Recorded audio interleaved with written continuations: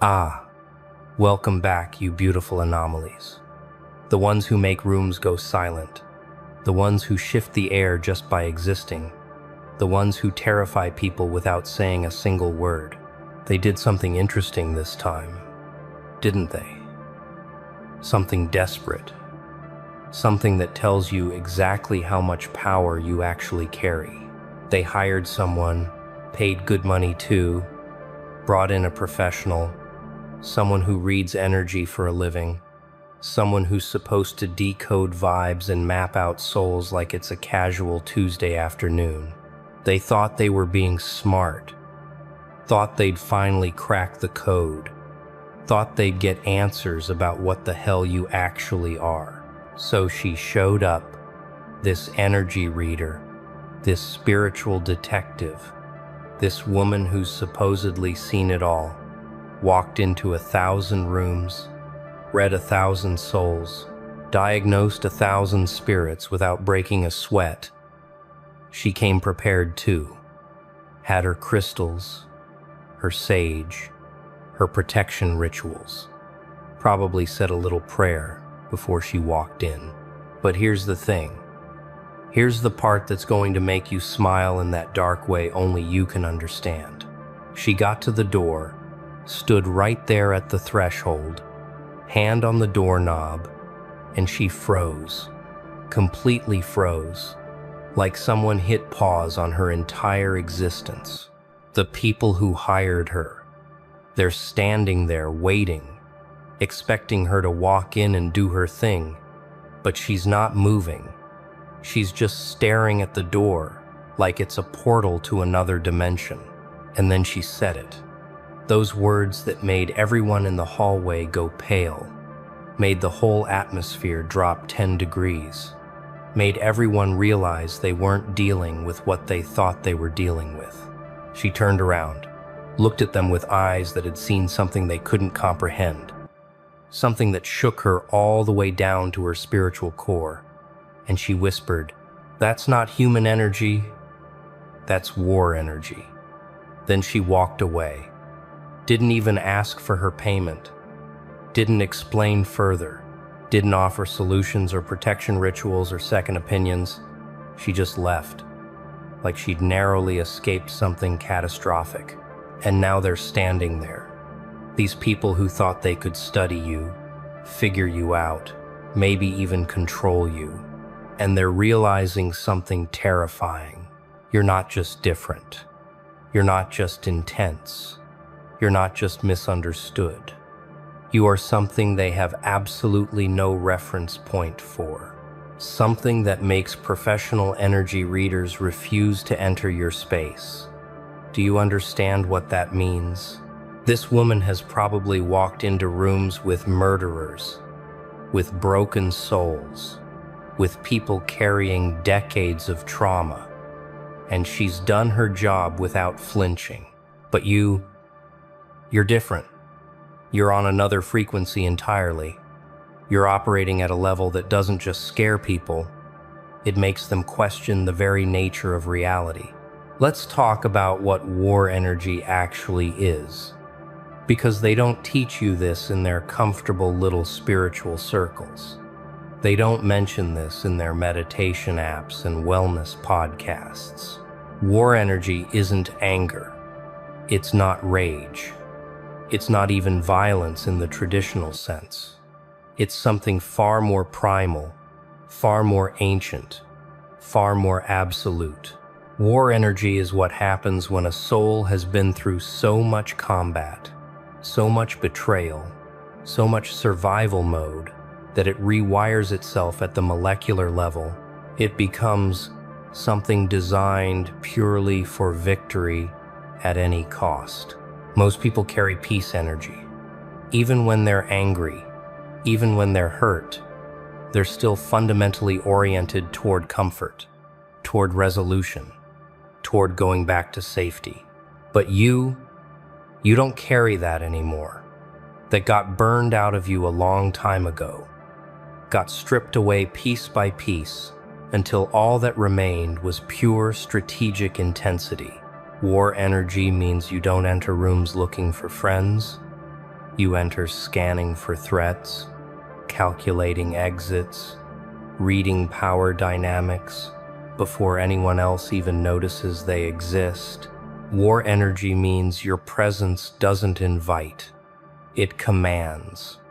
It doesn't ask for space, it takes it. It doesn't seek permission. It makes people feel like they need yours. That energy reader, she felt all of that. The moment she got close to your space, she felt the weight of every battle you've survived, every betrayal you've weaponized, every moment you chose to become harder instead of softer. She felt the scars that don't show on your skin but are carved into your frequency. She felt the silent rage that you've learned to channel into absolute focus. She felt the part of you that stopped asking, "Why me?" and started declaring, "Try me." And it terrified her. Not because it's evil, not because it's wrong, but because it's overwhelming. Because it's the kind of energy that doesn't coexist with weakness, doesn't tolerate manipulation, doesn't have patience for games.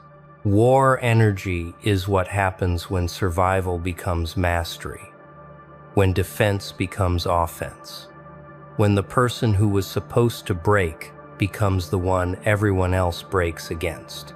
You didn't choose this energy, not consciously, but every time someone tried to destroy you and failed, every time you got back up when staying down would have been easier, every time you transmuted pain into power instead of poison, you were building it. You were becoming it, piece by piece, scar by scar, until your entire frequency became a warning sign that only certain people can read. Here's what really happened behind the scenes. Here's the conversation they had before they ever called that energy reader. They've been watching you for years now, studying your moves, analyzing your patterns, trying to figure out how you keep winning when you shouldn't, how you keep rising when they buried you, how you keep thriving when they poisoned every well. And none of it makes sense to them.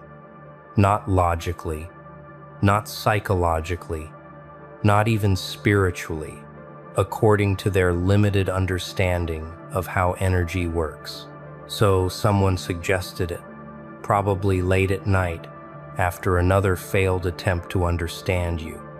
Someone said, maybe we need to bring in a professional, someone who can actually read what we're dealing with. And they all agreed, because they were desperate, because their usual tactics weren't working, because you'd become this enigma they couldn't crack. They thought maybe an energy reader would give them insights, would tell them your weaknesses, would explain how to neutralize you, would give them some kind of spiritual roadmap to finally gaining the upper hand. But they made a fundamental miscalculation. They assumed that understanding your energy would give them power over it.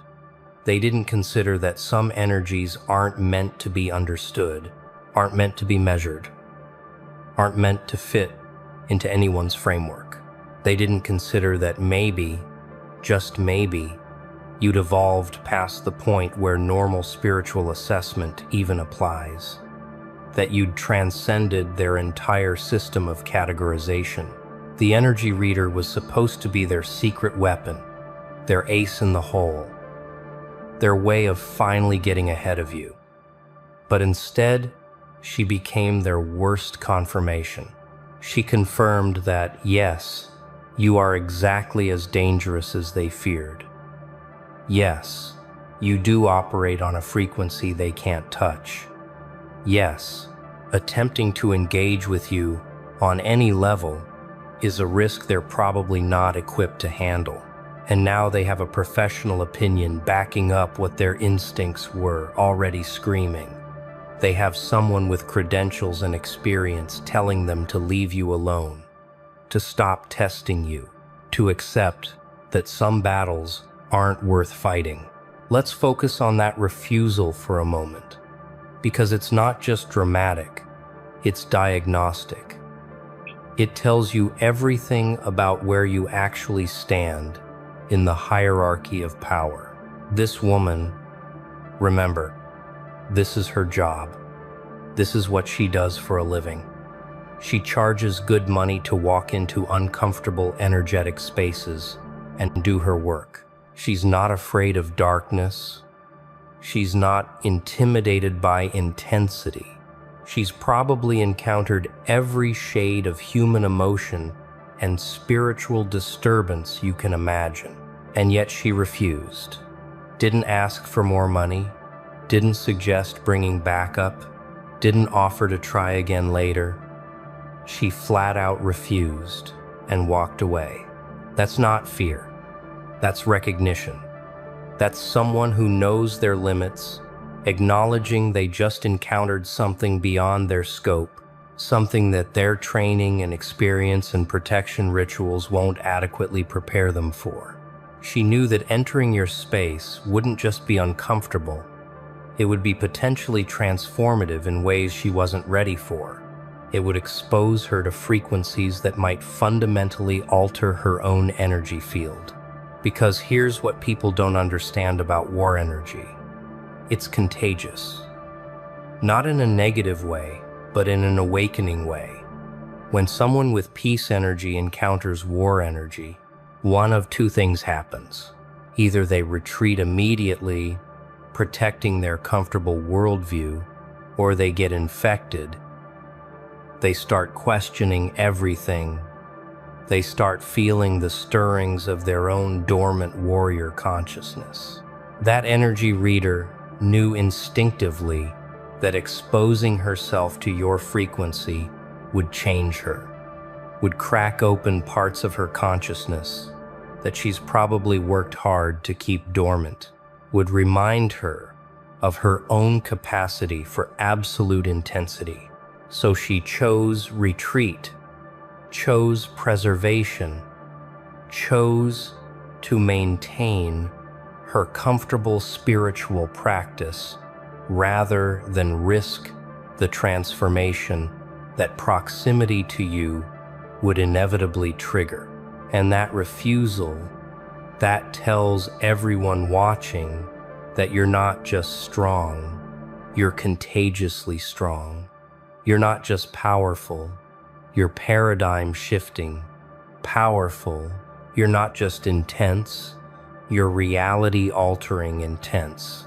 You don't just survive in your space, you dominate it so completely that even professionals whose entire career is built on navigating difficult energies recognize you as something entirely different. Nobody tells you how the war starts, do they? Nobody warns you that one day you'll wake up and realize you've been in combat for years without ever signing up for it, without ever raising your hand, without ever declaring yourself a soldier. But that's exactly what happened to you. Somewhere along the line, probably before you were even conscious enough to recognize it, life declared war on you. Maybe it started with betrayal, with people you loved turning into weapons against you, with trust becoming your greatest vulnerability instead of your greatest strength. Maybe it started with loss, with having things ripped away so violently that you learned to hold everything loosely, to expect nothing permanent, to build your empire on foundations that can't be shaken because you are the foundation. Maybe it started with isolation, with being different in ways that made people uncomfortable, with seeing truths that others chose to ignore, with refusing to play games that everyone else treated like religion. However it started, the point is you didn't choose the war. The war chose you. But here's where it gets interesting. Here's where you flip the entire script. Most people, when war is declared on them, they fight defensively. They spend their whole lives reacting, dodging, surviving, hoping one day the attacks will stop. But you did something they never expected. You stopped fighting their war and started fighting yours. You stopped defending and started conquering. You stopped surviving and started thriving in the chaos they created. You took every weapon they used against you and learned to wield it better than they ever could. You took every strategy they employed and evolved it into something they couldn't counter. You took every wound they inflicted and transmuted it into armor they couldn't penetrate. And that's when you stopped being a participant in their war and became war itself. That's when your energy shifted from fighting to survive to built for permanent victory. The energy reader felt that. She felt the difference between someone who's currently in battle and someone who has become battle, between someone who's at war and someone who is war. There's a fundamental difference in frequency. People at war still have hope for peace, still fantasize about the day it ends, still carry exhaustion underneath their determination. But people who are war, they've transcended that entirely. They've accepted combat as their natural state. They've found peace in the chaos. They've discovered that the battlefield is where they're most alive. You know what really drives them crazy? It's not your strength. They've encountered strong people before. They know how to handle strength. They know how to wait it out, how to find the cracks, how to apply pressure until something breaks. What drives them absolutely insane is that they can't find your weakness. They've been looking for years, hiring professionals, analyzing patterns, studying your history, and they keep coming up empty. Every time they think they've found it, every time they believe they've located that one vulnerability they can exploit, it turns out to be a trap. It turns out to be something you've already fortified. It turns out to be bait you left out intentionally, because you learned something they never did. You learned that weaknesses aren't permanent features. They're temporary vulnerabilities that can be transformed into strengths. Every heartbreak taught you to love more selectively and more powerfully. Every betrayal taught you to trust your instincts over people's words. Every failure taught you to build better systems. Every loss taught you to value what remains. So now when they look for weaknesses, all they find are the ghosts of who you used to be. They find old wounds that have become weapons, old fears that have become fury, old insecurities that have become unshakable confidence. The energy reader was looking for those weaknesses too. That's part of her job. Find the vulnerable spots. Identify where someone's energy is compromised. Locate the areas where they're still bleeding energetically. But when she approached your space, she didn't find weakness. She found a fortress. She found energy so tightly controlled, so strategically deployed, so absolutely sovereign that there was nowhere for her to even begin her assessment. It's like trying to find a crack in solid steel, like trying to locate a vulnerability in a storm, like trying to manipulate someone who's already mastered self-manipulation. You've done the work they hoped you'd never do. You've gone internal. You've faced your own darkness. You've integrated your own shadow. You've accepted every part of yourself they told you to reject. And now you're whole in a way that makes you untouchable. Now you're complete in a way that makes you incomprehensible. Now you're integrated in a way that makes you impossible to divide and conquer. After she left, after that energy reader walked away and refused to come back, there was probably a silence in that hallway, a heavy, suffocating silence where everyone looked at each other wondering what the hell just happened. Because her refusal wasn't just inconvenient. It was a verdict. It was a professional opinion that essentially said, This person is beyond my capabilities. This energy is outside my expertise. This situation is above my pay grade. And now they have to sit with that.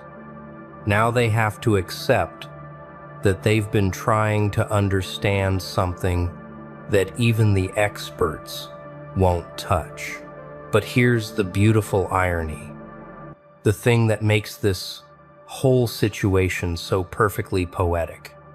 Your actual silence is even more powerful than their reactions to you. You don't need to explain yourself. You don't need to defend your energy. You don't need to prove anything to anyone who sent an energy reader to decode you like you're some kind of puzzle. Your silence is its own statement. Your absence is its own presence. Your refusal to engage is its own form of engagement. Because while they're panicking, hiring professionals, trying desperately to figure you out, you're just existing. You're just being. You're just moving through your life with that war energy radiating from every cell. You're not trying to be intimidating. You just are.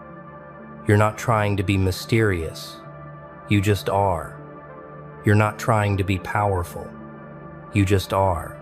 And that effortless intensity, that's what breaks them. That's what makes them lose sleep. That's what forces them to call in experts who then refuse to help. Most people who carry power, they have to constantly assert it, constantly remind everyone, constantly prove they're still relevant. But your power asserts itself. Your presence reminds everyone. Your existence proves everything. The energy reader picked up on that immediately.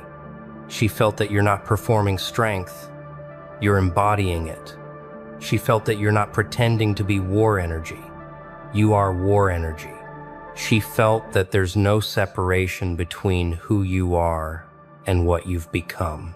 And that kind of authentic, integrated intensity, that's what makes you impossible to manipulate, impossible to deceive, impossible to control. Because there's no gap between your mask and your face. There's no difference between your public persona and your private truth. There's no weakness that comes from maintaining a false image.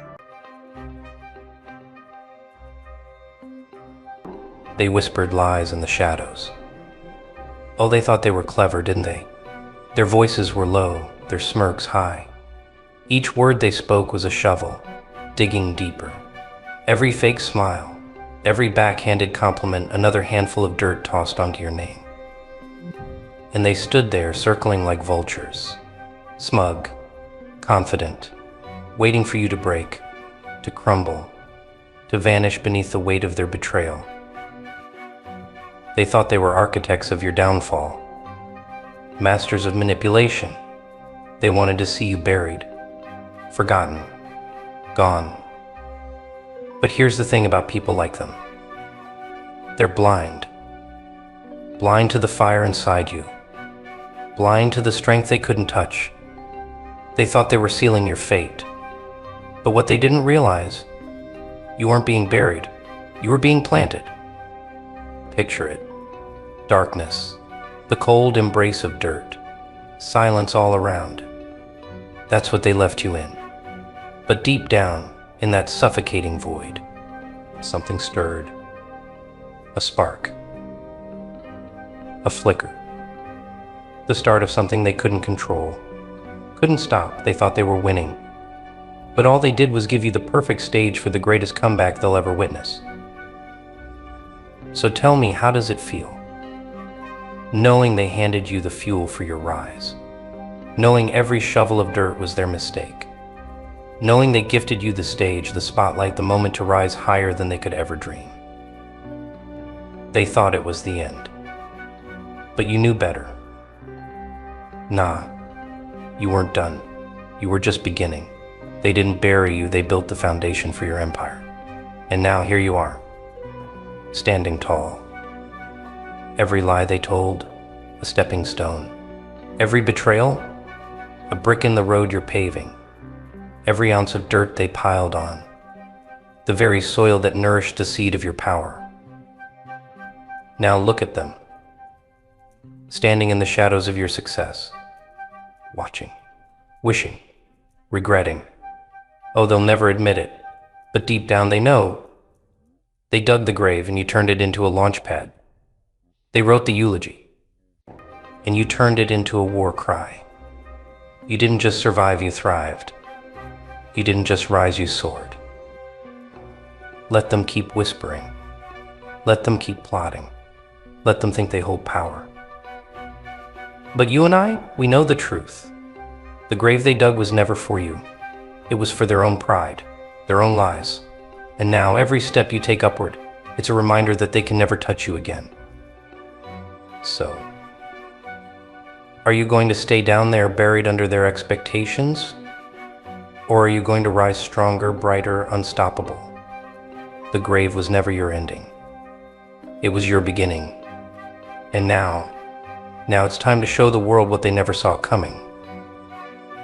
They watched you. Oh, how they watched. From the sidelines, pretending to clap while sharpening their knives. They didn't want your success. They hated it. They hated the light you carried because it made their shadows too visible. Their hands, already dirty. From the start, they weren't lifting you up, they were digging, clawing at the earth, carving out a pit for you to fall into.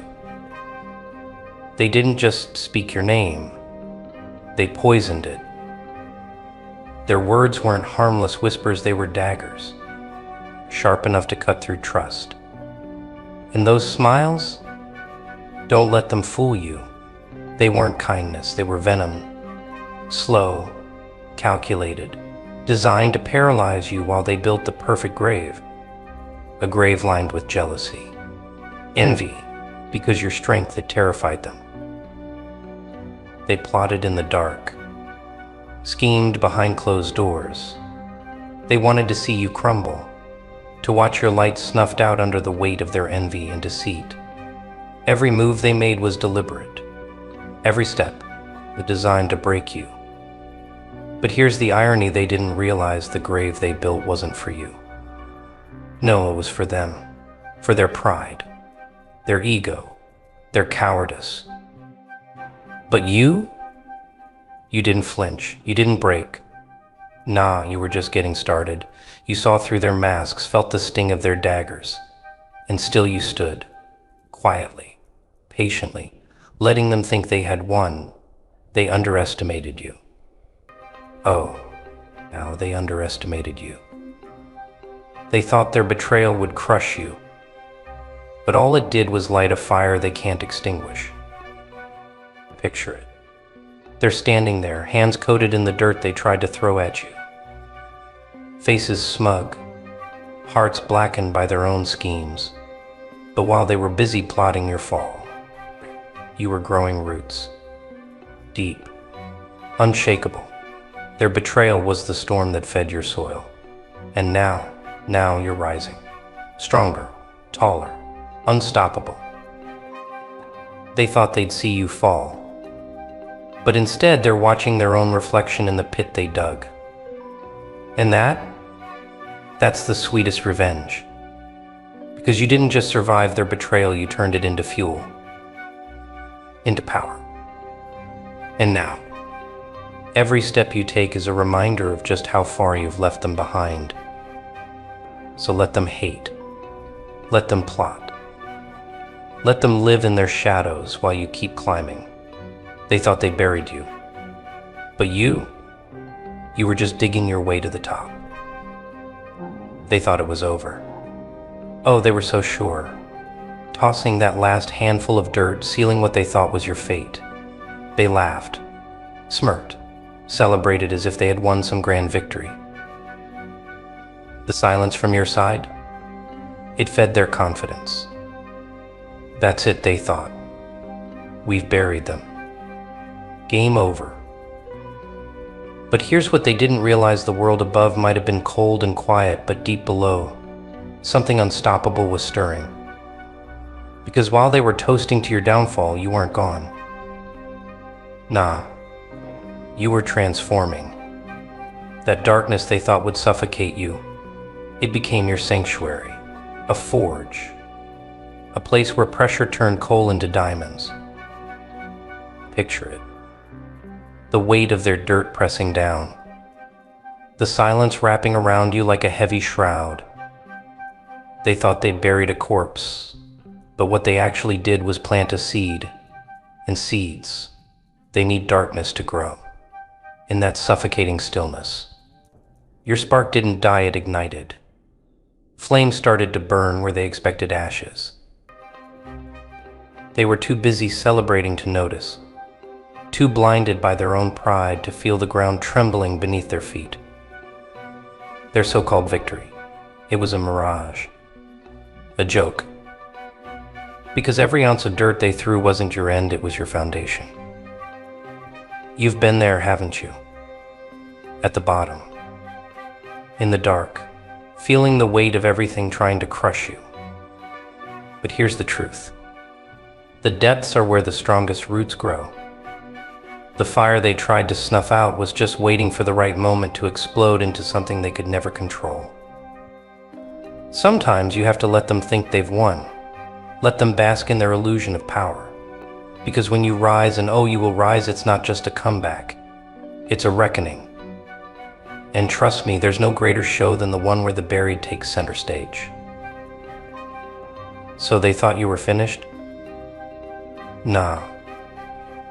This isn't the end of the story. It's the beginning of the best damn chapter yet. Let them sit up there comfortable in their lies. Because down here, you're building something unstoppable. They stood above you, triumphant, tossing dirt like final chapters on a story they thought they had written. Smirks on their faces, victory in their eyes. They didn't just believe they won, they celebrated it. Their toasts were raised, whispers spread. It's over, they said. They're done, but oh, how wrong they were.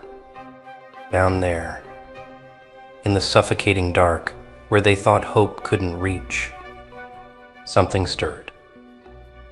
The silence wasn't death, it was transformation. The pressure wasn't an ending, it was a forge. Every shovelful of dirt, that wasn't your burial, it was fuel. Fuel for something they couldn't begin to imagine. They didn't hear it, did they? The quiet crack, the shift, the first tremor of roots taking hold. Because while they were basking in their shallow victory, you were digging deeper. You weren't just enduring the weight, they were unknowingly building your launch pad. Every ounce of their betrayal became the soil where resilience grew. They thought the darkness would consume you. But they never stopped to think that darkness is where stars are born. You weren't caged, you were contained, preparing, waiting, plotting your rise in silence while they stayed drunk on their own lies. Maybe you felt it too, the weight, the quiet, that moment where it feels like the world's forgotten you. But that's where the magic happens. That's where the strongest hearts are forged. Because it's not about the dirt they throw on you, it's about how you use it to root yourself deeper, to grow taller. Let them think you're finished. Let them play their little game of victory. Because the punchline, it's coming. And when you rise, they won't be clapping. They'll be scrambling, watching in disbelief as the one they tried to bury rises like a force of nature. So they thought the story ended here? Nah. This is the chapter they'll regret writing. You've been down, sure, but not out. Never out. And when you rise, you don't just get even, you rewrite the whole damn script. They saw the dirt. They saw the silence. But what they didn't see, the inferno sparking beneath it all. The fire they thought they snuffed out wasn't gone, it was waiting, breathing, building. Because the thing about fire, you can't kill it, you can only feed it. Every lie they told, every back they turned, every dagger they drove into your spirit, it wasn't your end. Nah, it was gasoline. Their betrayal wasn't a victory, it was an ignition. And as they stood there smug and oblivious, they had no idea the embers they left behind were growing into an unstoppable blaze. They thought the darkness would consume you, but the joke's on them. Darkness is where your fire burns brightest. The kind of fire that doesn't just warm, it destroys. It rebuilds. It transforms. Their lies. Kindling. Their envy. The match. And as the ashes of their scheme settled, you didn't just survive, you roared. They wanted to see you suffocate, but instead they'll choke on the smoke of your rise. Because this isn't just a comeback, this is a reckoning. They thought you'd stay down, that their whispers and schemes would leave you broken. But tell me this, what happens when the phoenix rises from its own ashes? What happens when the wings they thought they clipped spread wider than ever before? You see, fire doesn't just destroy, it purifies, it reveals. And while they thought they'd turned you to ashes, all they really did was forge something they can't even touch now. Let them watch. Let them wonder. Because their greatest mistake, thinking they could burn someone who is the fire. So here you are, wings of flame, unstoppable. You don't just survive, you thrive. And as for them, they'll spend forever trying to figure out how to extinguish something that's already consumed them. They thought they'd buried you for good. But when you rose, it wasn't just a return, it was an eruption. You didn't crawl back into their world. Nah, you shattered the sky, blazing a trail they couldn't look away from even if they tried. The ashes they left you in, they weren't your grave. They were the soil that nourished your strength. And now, you're not just flying. You're soaring with wings forged in fire, leaving a trail of light that blinds their hollow eyes. Every scar you carry isn't a wound, it's a story. A badge. A reminder of battles fought and won. The armor you wear? It wasn't bought. It was earned in the heat of their betrayal and your resilience. And now when they see you, they don't see the person they tried to destroy. They see the force they unleashed and can't control. Your rise isn't just a comeback. It's a spectacle. A storm they didn't prepare for. Every step you take, every achievement you claim, it's a reminder to them. They built the stage, but you stole the spotlight. And now they're left to watch as you shine. Do you hear their whispers? Their desperate attempts to make sense of what they couldn't destroy? Or is the wind too fierce, the view too breathtaking where you're flying? Because up here, their words can't reach you and their shadows can't dim your light. You didn't just rise, you became unstoppable. And the funny part, they hate what they see, but they can't look away. Let them choke on their envy while you keep soaring higher. After all, this isn't just your rise, it's their reckoning. So keep climbing, keep shining. They can't ignore you. They can't touch you. And every time they look up, they'll be reminded that you're not just above them, you're untouchable. They thought they'd won, that their betrayal would bury you forever. But now, every step you take, every victory you claim is a reminder of their failure. Your success isn't just yours, it's their punishment. They can't look away, even though every glance stings like a blade. They stare at the sky, hoping, wishing, begging that they could turn back time. That they'd clipped your wings before you could rise. But regret doesn't rewrite the story. Their guilt now shackles them like iron chains, dragging them deeper into the abyss of their own making. Meanwhile, you're untouchable, blazing through the heavens like a comet they can never catch. They thought they could control the game, didn't they? But now they're mere spectators, forced to watch from below. Every failure they face is a mirror reflecting their betrayal. Every triumph of yours is a dagger in the heart of their regret. And the worst part, they can't stop watching. Do you stop and look back? Nah, that's not who you are. You've left that world behind, their regret. That's their weight to carry, not yours. Let them drown in their what-ifs while you climb to heights they'll never reach. Here's the thing about regret: it festers. It rots. And for them, it's a slow, painful burn. They thought they'd buried you. But now, every night they stare at the void, haunted by the one truth they can't escape: you're out of their reach. And you always will be. So don't stop. Don't slow down. Let their regret be the fire that fuels your ascent. Because this isn't just your rise, it's their reckoning. They thought it was over. That they'd buried you under the weight of their lies, their envy, their betrayal. But look at you now. You're not just alive, you're unstoppable, unbreakable, untouchable. You've turned their gravesite into a stage, and every move you make is a declaration you can't be stopped. Let them talk. Oh, they'll talk. Let them whisper in their little corners, dreaming of the day they could drag you back down. Let them wish. Let them scheme. But you're too far ahead, too far gone. Their hands will never reach you again. The funny thing is, they thought they could own you, control you. But they were never ready for the fire you carry. So what's next for the Phoenix? That's the real question, isn't it? Whatever you decide, wherever you choose to soar. Because this fire, it's yours now. No chains, no limits, no rules, just you and the horizon. They'll keep watching, hoping, waiting. But this isn't about them anymore. It never was. This is your story, your rise, your reign. And the truth they'll never admit: they needed you, but you never needed them. Keep burning, Phoenix. The world hasn't seen anything yet.